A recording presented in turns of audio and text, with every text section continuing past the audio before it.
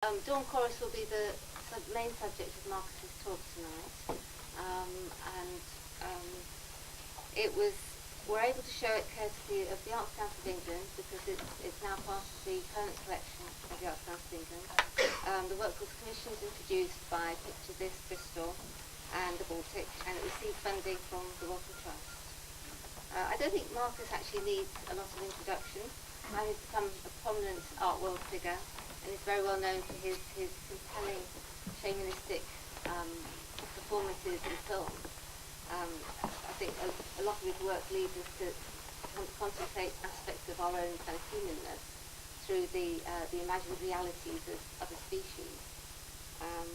Michael Smith said on Nomad that through performance and film, Marcus Coates takes his audiences on a dark and humorous journey in an attempt to explore the full potential of imagination while simultaneously questioning the artist's role within society. Whereas the Uni Standard has decided that Marcus could be our most eccentric artist at work today. So I'll introduce Marcus Coates. We'll take questions at the end, please. I think that'll be easier. So please welcome Marcus Coates.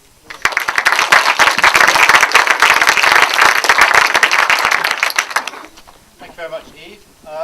It's wonderful to be here. It's a real pleasure, and it's a real pleasure to show this piece of work again, Dawn Chorus. It's a really important piece for me, and important because it took a long time to make. It took approximately 3 years to make. I made it in 2007, so from 2004 onwards. But I had the idea for the piece maybe 5 years before that. And the idea really came about through this kind of investigation, I suppose, I invest in as an artist. This idea that how do we define nature, or how do we look at nature, and how do we use nature to mirror ourselves or define ourselves. And culturally, over the millennia, over centuries, we've seen nature as very different phenomena, and we've related to nature in a very different way, culturally and now scientifically. So a lot of the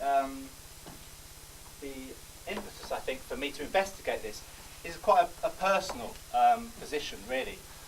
When I go out in nature, and that's what I really love doing, I sort of seem to ask myself the same sort of questions. Who am I in relationship to that animal? Who am I in relationship to that tree? How am I seeing this whole landscape? What are the filters that are occupying my psyche, if you will, that are determining how I relate to that and how I define myself against that? And this is quite a personal investigation, hopefully has a wider sort of ramification in terms of, well, that's the hope, in terms of what humanness is and what the limits of our consciousness is, perhaps. How much do we share with other animals? How much do we share our experience of the world? How much do we share our experience of being with other species? How isolated are we? Or how isolated has culture made us? Is it just an idea of ourselves that is kind of pocketed or defined within this landscape? Or is it kind of truly ourselves? So I've looked a lot at romanticism and how science relates to nature, how other artists and poets have, but essentially it kind of boils down to my own relationship to it. And I've sort of developed lots of strategies to relate to nature in different ways to explore this. And one of these strategies is this idea of becoming another species, becoming animal. And in that sense, it's almost a way of stepping out of myself, so I can see myself there, or stepping out of what we assume is being human, to be able to see it objectively, perhaps. And it's also a way of experiencing physically another state of being, or a different state of being, perhaps. And this is a kind of tricky area really, because it's obvious and plain to everyone that we can't be another animal. But what I've sort of been trying to discover and play with is this idea that there are degrees perhaps to which we might be able to understand what it's like to be another animal. So if you say a bat, for example, there's no way of knowing what how a bat experiences the world. A bat uses a sound to locate its prey. It navigates like that. It spends most of its time hanging upside down or flying. These are things that are totally alien to us. It's like an alien species. It perceives the world in a way that we can never imagine. But then I'm thinking, well, the bat is a mammal. It breathes with its lungs. It feels temperature. It does know what light and dark is. It can see. It can hear. It gives birth. It has a relationship to its young. There's so much that we do have in common with this bat compared to how much we don't have in common. So all that area of commonality, I think, is really interesting and an area to explore. And it's a really interesting place to find or imagine an empathy with a different species. So I started looking at all these different animals and nature as a whole in terms of this becoming this other thing. And one area of nature that really fascinated me was birdsong. And birdsong, for me, is a beautiful thing. It's a beautiful phenomenon. And it's amazing, really, because it's probably one of the most complex vocalizations in nature, apart from our own language. And it has a musicality. And it seems to sort of share our own sense of joy, perhaps. And these are kind of quite romantic ideas, really. And when I started looking at birdsong from a more scientific perspective, I read about the fact that birds, mainly males, sing to define their territory, and they're looking for mates. So science sort of rationalises it in a very functional way. I was thinking, well, I think there's more than that functionality there. I think there's a sense of that bird expressing themselves. There's a sense of an aesthetic. And every bird has this different aesthetic. And how has this evolved? How is the wren song different from the swallow song? How is it different from the nightingale song? Well, they've all evolved through sexual selection mainly, and the habitat they live in, and the way they physically perform these songs. So there is a kind of arbitrariness about how these songs have developed, and a kind of sense of pure beauty. And this is a kind of thing that I struggle with a bit, this idea that it is just a beautiful thing, and it has just come from this beautiful place, and quite an arbitrary place. Or is it that it's just this very functional, physical thing? But aside from that, what I really wanted to do is try and find a connection with this bird song.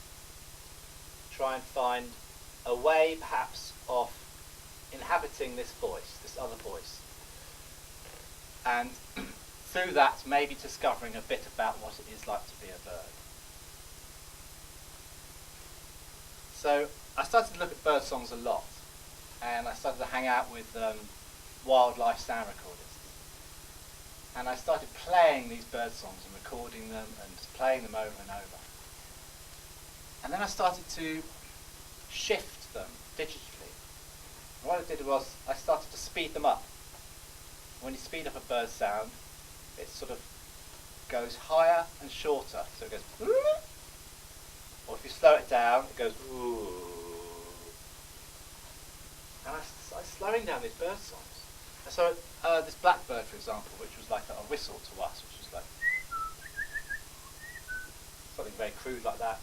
When you slowed it down about 20 times, it sounded like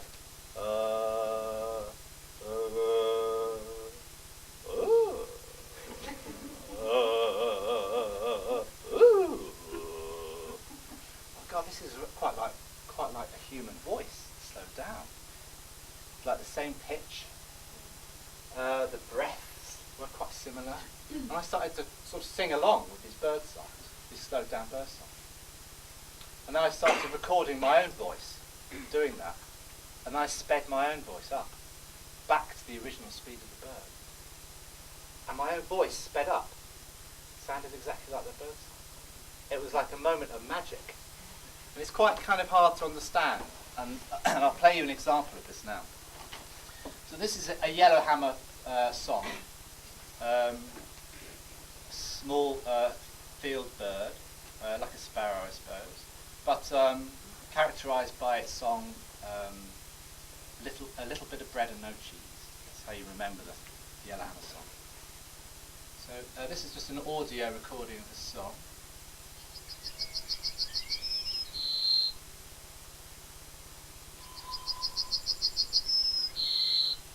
It's very simple phrase. And then this is it's slowed down 16 times.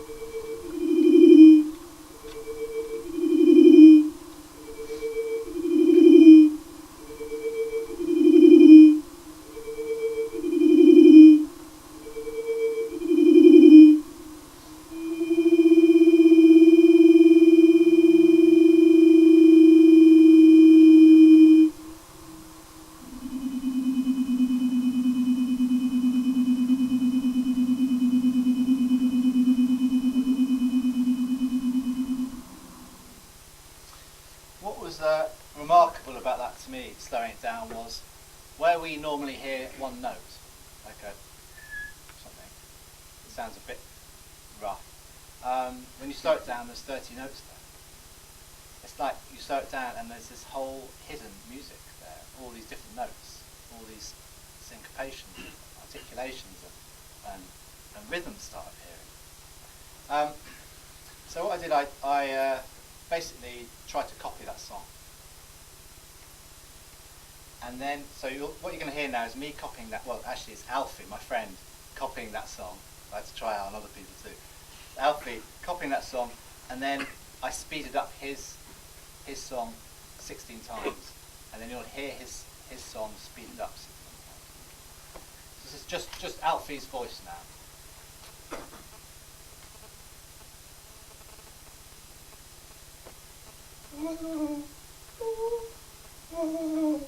He's listening to the bird song in an earpiece.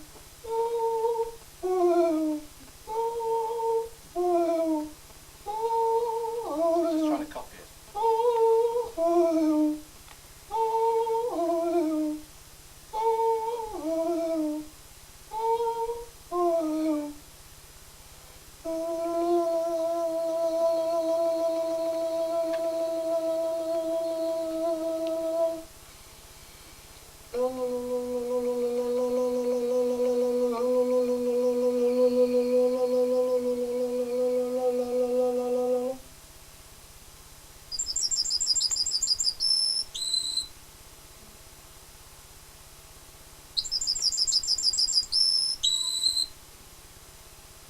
So that was his voice there, speeded up.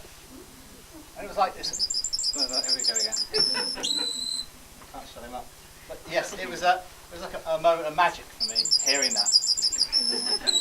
It was, to hear it a million times. Yeah, it was wonderful. So I started to think about what this could mean. What it could. Does it mean that if you speed us up, we see the world like birds do? If we slowed a bird down, would it be more human? I don't know.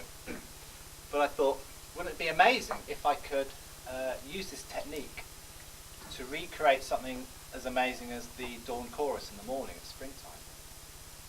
I mean, all these birds are singing frantically from sort of 3 in the morning onwards, about this time of year, just starting. And they're desperately trying to establish their territories and find mates. And it's a cacophony of sound. It's a crazy moment in nature. And all these birds just sing like mad. And when you're out in it, it's interesting because, well, I've been out in it a lot doing this project, and at the beginning I thought it was quite beautiful. But after a while I found it quite, it was almost too much. It was quite aggressive. And I started to really sense this idea of this song is a battle for these birds' survival. This is a really important thing for these birds. I don't think they're singing for the joy of it. I think they're singing to survive. They're singing because their species depends on it. They have to get this message across. If they don't, that's the end of their lineage. They live to pass on their genes, and this is what they're trying to do. So this took on this very sort of this whole dawn chorus, all these birds singing at once in a woodland, felt like this was like this critical moment in time. And I wanted to experience that whole dawn chorus, but I wanted to do it by using human voices rather than bird voices. And I spent a long time trying to get this project off the ground. And I had this idea that I could film people singing this slowed down bird song and then speed up the film, so you can actually see people singing these songs. And it was really that I wanted the room to be full of birds. I wanted to recreate this dawn chorus exactly how I'd heard it in the countryside, at a specific place. And it took a long time for this idea to really be able to be realised, mainly because I met 2 or 3 key people. One of them was Picture This down in Bristol, who really got hold of the idea, and they wanted to produce it and commission it. Another one was meeting Jeff Sample, and I was living up in Berwick upon Tweed at the time, and he was always a bit of a hero of mine. He's a bird song recordist or a wildlife sound recordist, and he was living really close to me, so I went to see him, talked to him about the project, and he got very enthusiastic. And I needed his sort of expertise to be able to do this, and also talking to the Wellcome Trust, who agreed to fund it. So together we sort of planned this. Well, I planned this project with them, and myself and Jeff set out to do the field recording. And the idea was to go out into different places in Northumberland, because we knew that territory quite well, and that's sort of Jeff's home patch, and he knew it intimately. And we'd stake out 3 different sites early March, and when the birds just start to sing, and we'll get a sense of where they're singing and what's possible to record. And it wasn't just a question of sticking a microphone out in the wood. I wanted to record each of these birds individually. And I knew we couldn't follow them around with a microphone, because there's there's 20 or 30 birds in this area, small area like this. And I knew we couldn't strap microphones on them. So we're going to have to place microphones in areas where we know they're going to sing. So we went to all these different places, 3 sites, and we staked them out. And we kind of found out by being there sort of relatively early in the morning where the birds sing, where they're most likely to be. And Jeff sort of knows about birds intuitively. He knows kind of whether the bird's going to sing low or it's going to sing high, which species are faithful to their song posts, which species move around. It's amazingly intricate. It was like entering to this new world, really, this bird world. And Jeff had the key, really, for me. So we ended up in this one location, and we set up our camper van with our recording equipment in it, and we were going to put 14 microphones out in this area. And this is just a little bit of film of myself and Jeff planning this, or mainly Jeff planning it.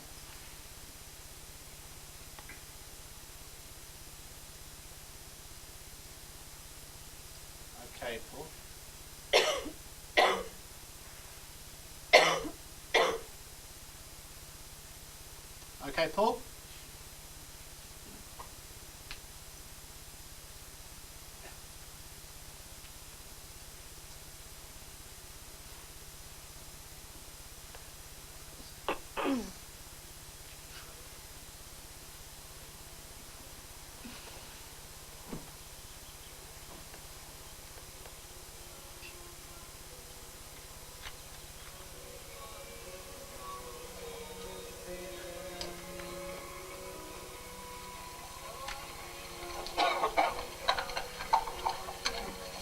Bit of context for you.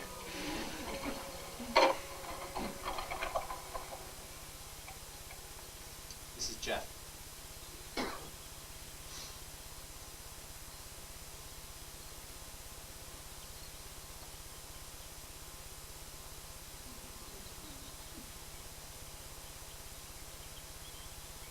So what are you doing at the moment? Planning it out? So I'm just mapping out basically the vegetation and the song post to see how we can do a mic array, how best we can cover this with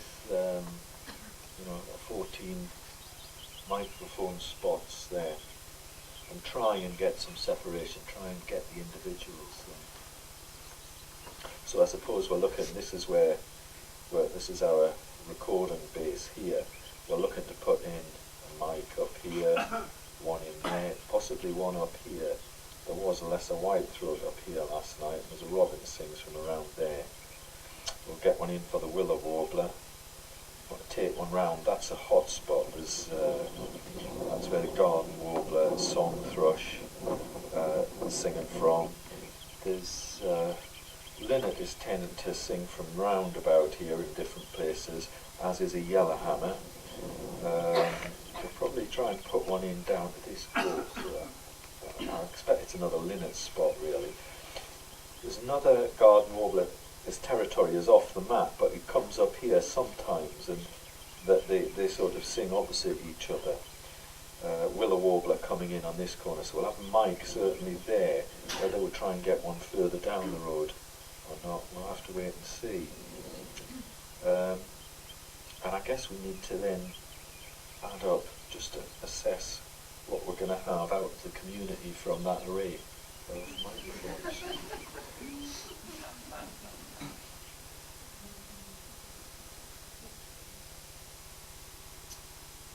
So the planning that went into this was enormous, and the next stage was to put out all the microphones and go to bed in the camper van and wake up at 2:30, 3 in the morning and start listening through the headphones, start listening to the 14 different microphones that we had on, and hoping that we'll get in some individual birds on those microphones.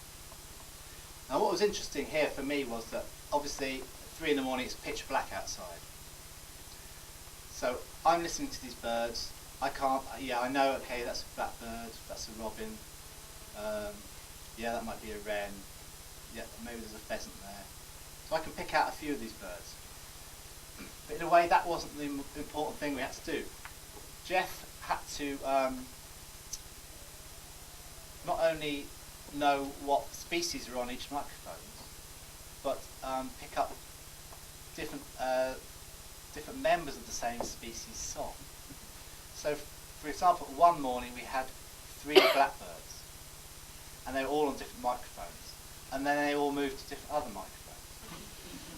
And I wanted the project to be able to map these birds. So he had to recognise each one by its individual song, which he could do. So we had blackbird A, blackbird C, and blackbird B. And he did this with the robins and all sorts of other birds. He said each bird has a slightly different signature to its song. And then, for example, I was listening to this one bird, which I thought was a robin. He said, no, that's a black cat doing an impression. So the level of familiarity and intimacy and knowledge was incredible. So this is a little bit of film of myself and Jeff in the camper van making the recordings.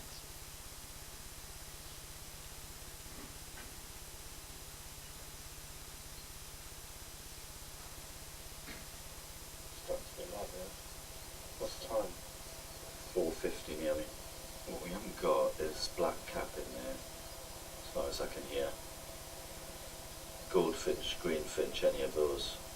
They don't start till later though, do they? They like a bit of sunshine, like a bit of warmth. I can hear a chifcha. What's that? Oh, is that blue tip? Cold tip. Colt? Oh yeah. It's a seesaw. Blue tits mating. What's that like then? Except at whistle level, you know, sibilant sort of trill. Repeated over.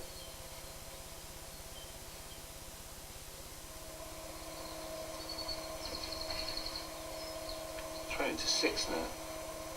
Second session. I've gone back to bed. Just been out for a walk to check out birds. Sedge warbler. Nice. That's the result. What else? Anything else that's new? The white throat was singing up the road, but he's come back and is singing from the corner. Wow, that is a sound. What, it's not sedge warbler? Just the soundscape. The jackdaw started up. Yeah. Rook away over. A little bit of linnet. It'd be nice if there would... There's more on you there. The snatches of stuff, if you know what I mean. Yeah. It's a brilliant passage of birdsong, actually. Well, just gone. Not a great number of... Species. Nice light, isn't it? That's what the birds are thinking. Yeah. Song thrush starting up again.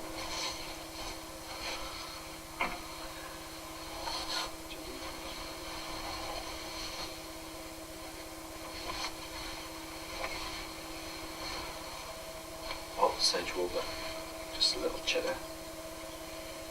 Your right hand. I bet I know where it'll be. It'll be there. Yeah, he's not getting into a good flow though. No, seems a bit sporadic, doesn't he? It's just brilliant song. Oh, What's that? wood pigeon right in there. I don't know. Sedge warbler there, and the white throat going round. Pity about the red, but there we go. Linnet, nice.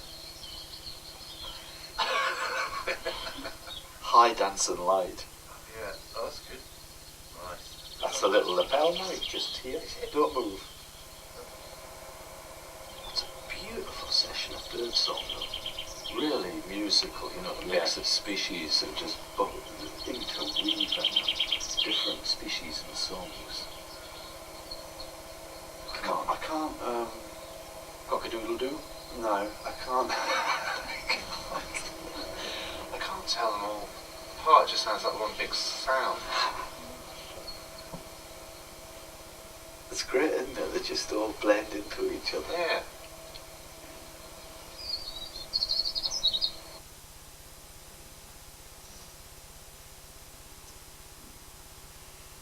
So Jeff's sort of expertise became pretty invaluable there, identifying all these birds and logging them all. And we did that on maybe 2 weeks every morning. We did that. And some mornings was too much wind, some mornings was rain. So we had to swap to a different site with different direction of wind. So we had 3 sites we'd go around. Eventually we stuck on that site. This is a little bit of Jeff talking about the soundscape.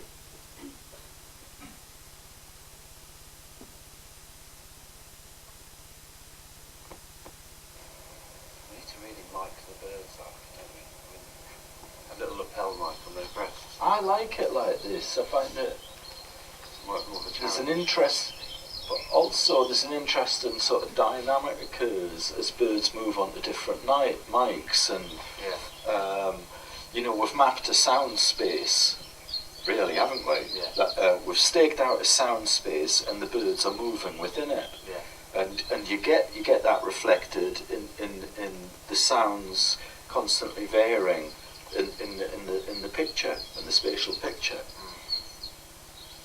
Actually, at dawn they're quite fixed for a lot of the time, but these birds are birds, the warblers and that, and the wren, they move on between songs. Yeah.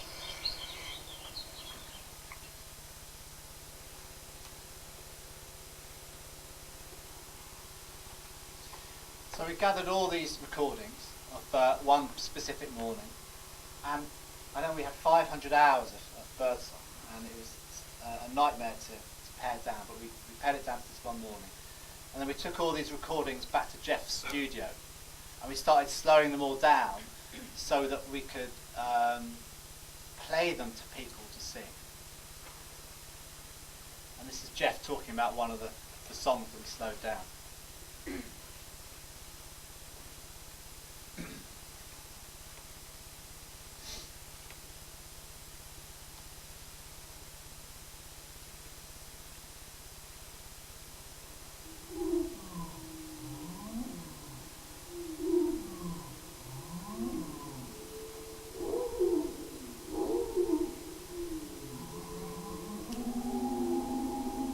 Oh no, that's impossible. Oh God. What about a bit at the end? I have to say it's brought me a new respect for these sort of yellowhammers and chaffinches and pigs like that. Yeah. Play that bit at the end. I don't think I'd ever slowed anything down to this sort of Yeah. 20 times before. What's that one note at the end, yeah. See, that's I think if someone practiced it, they could Yeah. get an approximation. yeah.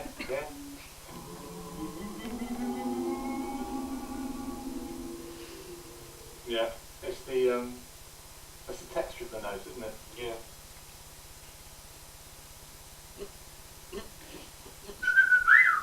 It's that, I guess, at the end.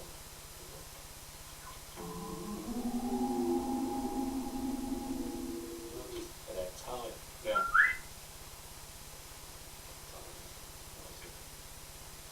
So, okay, right, we'll listen to that one. No, I won't listen to the whole song again. We'll go back to the first speak and listen to the whole song. Alright, it is, it's just... Is it? That's what it sounds like. What? Oh,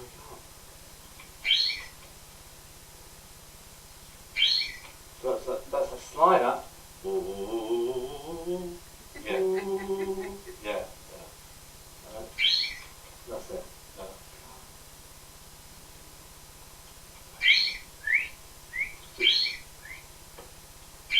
But it's got a buzzy Yeah, quality.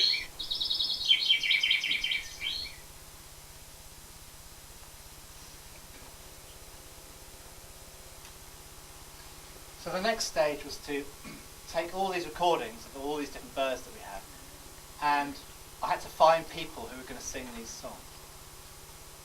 So it seemed logical, because picture this, were based down in Bristol, and they were producing the whole project. But I'd look for singers in Bristol. I didn't want to employ professional singers. There's something about professional singers. They have this way of singing. And it's a trained way of singing, and it's a very precise way of singing. Lots of these sounds weren't singing almost, they were like noise making. Some of the sounds were you could only make by breathing in, going or in your nose or something like that. So I went round lots of amateur choirs in Bristol, and I talked about the project, and I said, do you want to sing like a bird? If you do, come to these auditions. And I started auditioning people, because each different bird, for example, the yellowhammer you heard, that's quite simple. That's just a repetitive song. It's the same every time. It's quite simple to follow. The robin, for example, that goes all over the place. It's like an improvised song, and it's very high and it's very low. So we had to find a special voice to do that.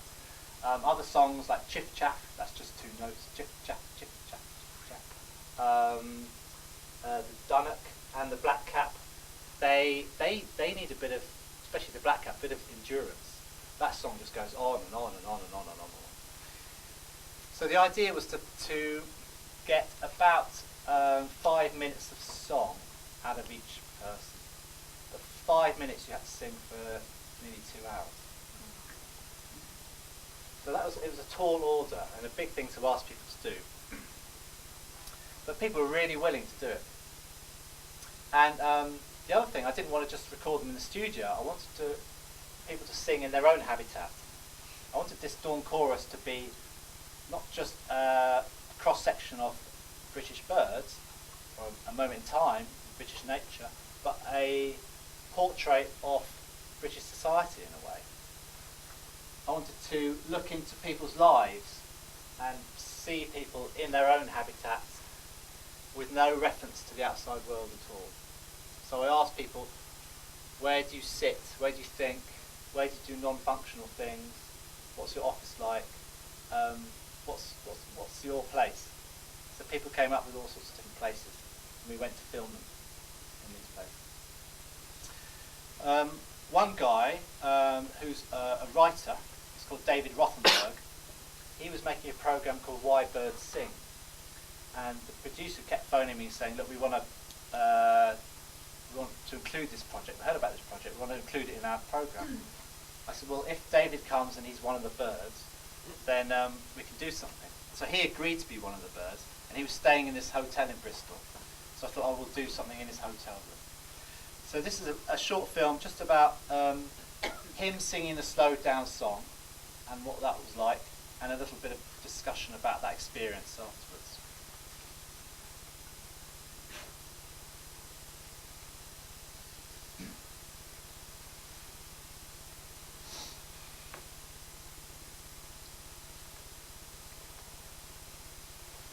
Don't look at the screen. Where should I look? Wherever you want, Anywhere else. except the cameras in the back. So around the lights over there. No Yeah. screen, no Yeah. camera. There's two cameras, neither camera. You do this, be quite introspective of it. Nobody's watching me. Pick a... Because nobody's watching me. No one's watching you. No one's talked to you for days. I'm not being filmed. Basically recluse in this hotel room. Right. The management is starting to worry. There's a smell emanating from the room. It's totally cut off from the outside My world. head hasn't gone out. Eating everything. It's just wasting life. There should be a few pizza boxes in there. Right, something. A few empty bottles of whiskey. Whiskey around the corner, right there.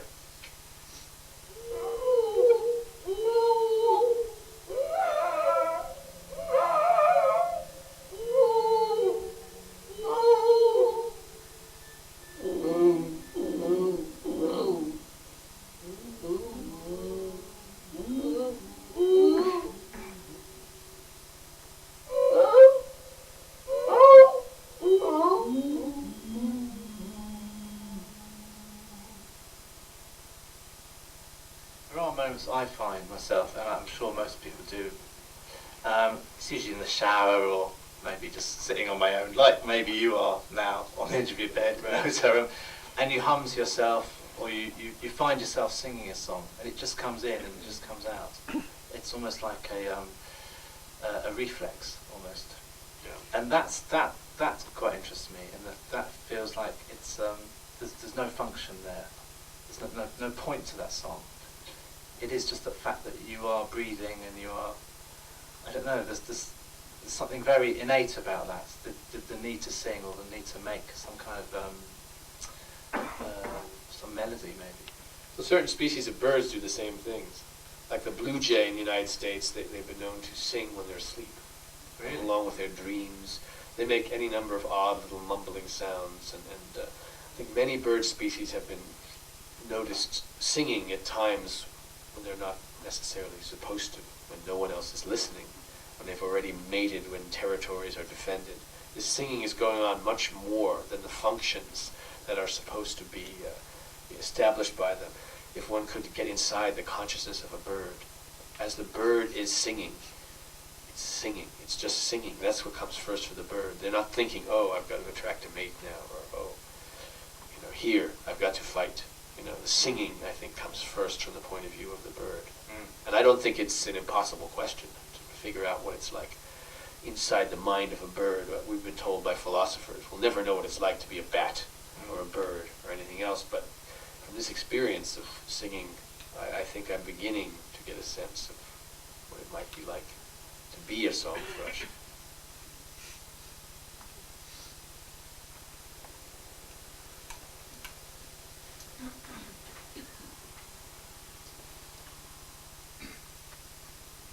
I really liked it when people were singing the slowed down song. It because they have an earpiece and they're copying it. I can't. You could hear it there, but generally I couldn't hear what they were listening to.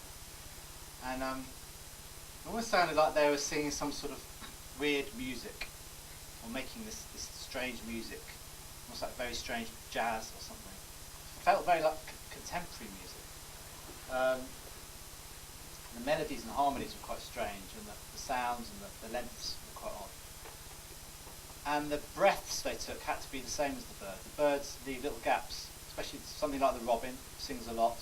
There's a little gap, and then sings again. And the people were using that gap to take a breath, and that's where the robin takes the gap as well.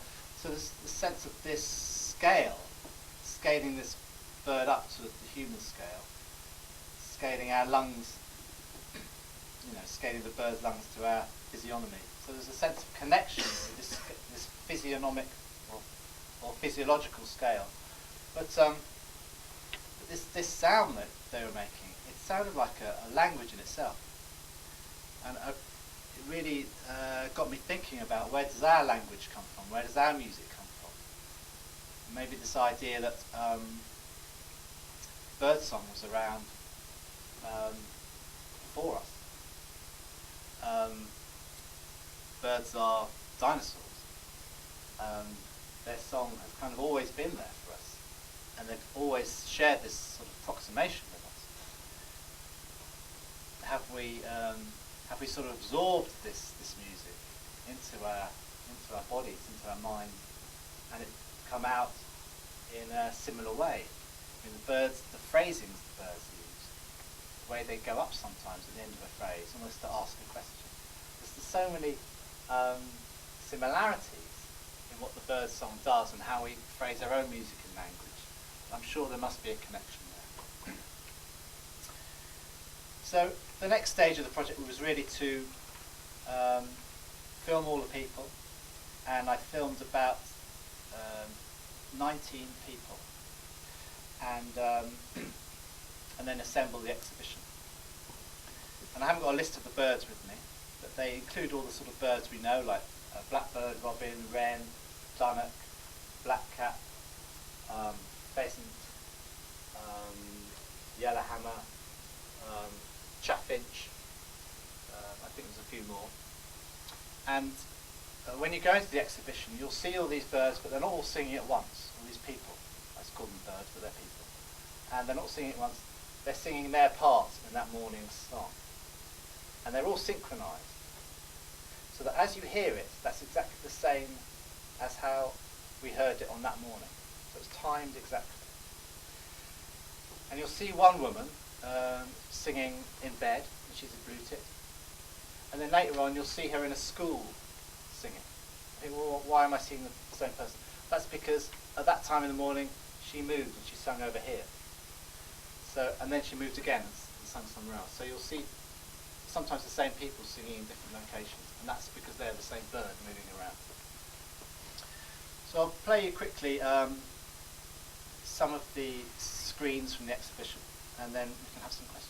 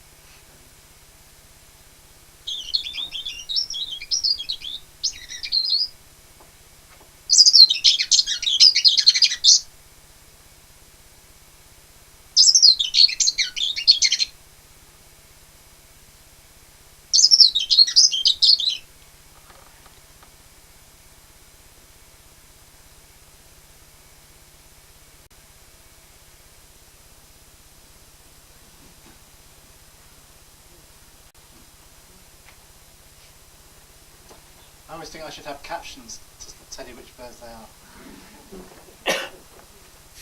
Might make it more interesting. Okay, yeah, just one other thing to say though, that when you see them speeded up like that, it's amazing how bird-like they are. I don't know, that's a sort of added bonus. I didn't realise we'd get that. Okay, any questions? A few years ago, I was in a Bourke Animalarium, and I had my Nintendo DS, and I had this game for it where you could record a sound and you could play it back, and you could do a few things to it. I was either playing it backwards and forwards, and I don't know what kind of bird it was, but I was right next to the cage, and I was recording it making a sound and playing it back. And it was responding, it was making stranger and stranger noises. And I was wondering if this was, if you played this to birds, if you played people imitating bird song to birds, and what reaction that gets. Yeah, birds generally, you don't even have to be that good at singing a bird song, and it might respond. Basically, a male bird, if it hears something like it, will assume it's another male bird, and it will assume it's a threat, because it's found its territory.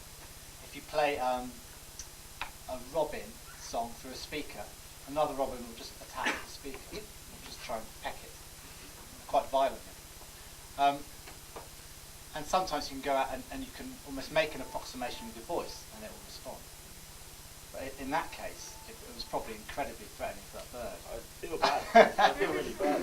I mean, it's in size. It's called I think they call it playback. I don't know, but for lots of species, it's illegal to do it because it can take a bird off its territory, and that territory can be threatened.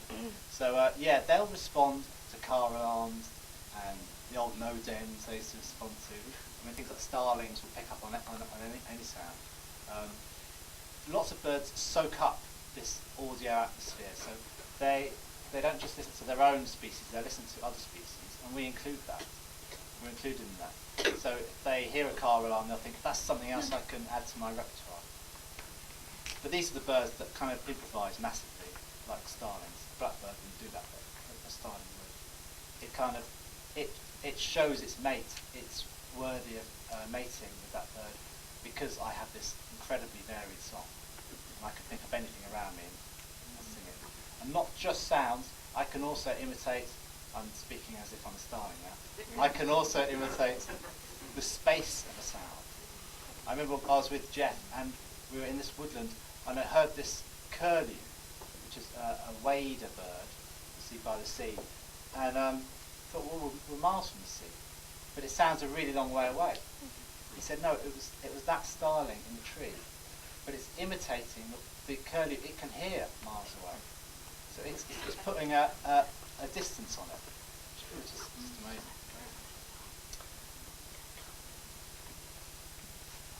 How would you feel if I was to think of what you've done as science rather than art? I'd be very flattered. It's interesting that in ornithological terms, this microphone array and this study has never been done before. It's been done with a few microphones, but lots of ornithologists were really interested in this project. And we had one scientist, a guy called Peter McGregor, who's head of animal behavioural science in Copenhagen University. He was advising us. And what they were interested in was the entire recordings, almost like a script, so they could compare what bird was singing where and how they related to each other. And that's, in a way, what I presented to the Wellcome Trust to get the funding. It was a science art project. I was interested in how birds are getting their message across and how they're communicating this in a very dense sonic atmosphere. Did you speed up all the recordings the same amount? Because it seemed that the male voices had the same kind of level when you speed them up as the Yeah, females. they're all different. So when you heard the pheasant there, Yeah. that's just about 5 or 6 times, wasn't much. Some of them were up to 20, some of them were about 10, it just depended. and it depended on who was singing it, obviously. Well, it didn't actually depend on that, because, yeah, it did, because I had to slow down the bird song to fit people's voices a bit. If it was too high and fast, they couldn't follow it. If it was too low and slow, it was difficult. So it was a real balancing act to find the voice to fit the bird, and then but then once I found that, I knew the ratio of how I needed to speed it up. But yeah, they're all different. What you've learned from being human. What I learnt being human, or what I learnt being About being human. about being from the human. inspiration.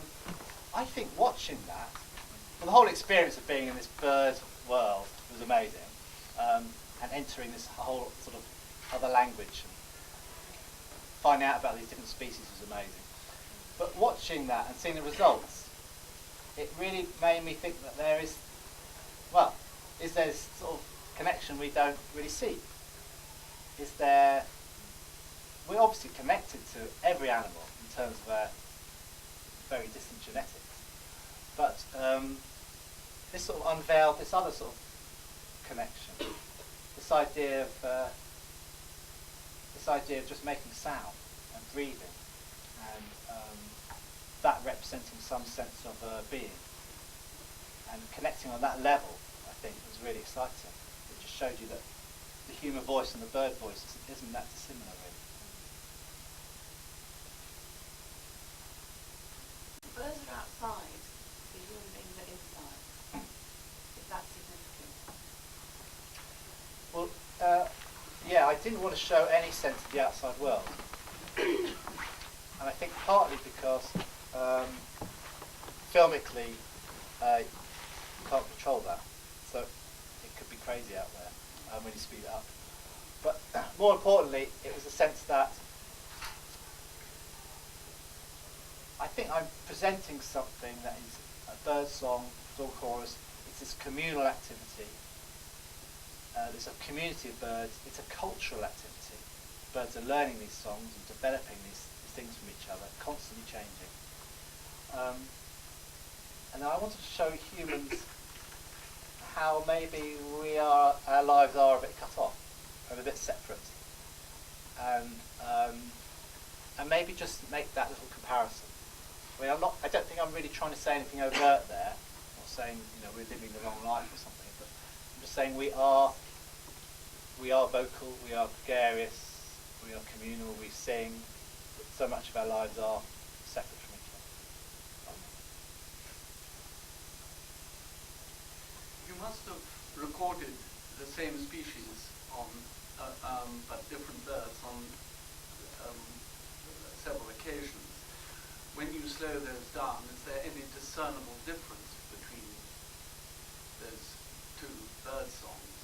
And by the same token, are you ever able to, be extremely difficult to identify the same bird that you recorded, say, a week before from its habitat and goes? Is its song the same? Yeah. I can't, but Jeff can.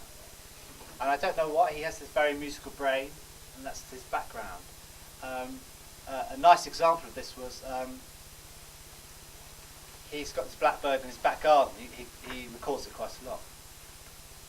And he was sitting there listening to this record recently, and I won't say the artist, CD, and it was full of blackbird songs. And he recognised his blackbird. And he didn't recognise his recording, he recognised the blackbird song. So he phoned up his agent and said, look, someone's ripping my recordings off. And so the agent got in touch, and they had used his recording, his blackbird. So he said, there's that signature I mentioned, there's a definite signature, and you can, if you really get to know them, they have very different songs. If you're listening to a young blackbird, for example, its voice will develop and change over time. But an established bird, that bird will have a fairly set repertoire. Have you tried overlapping any of the bird songs that you see in the wild? So just say in a particular, there's one bird and then there's one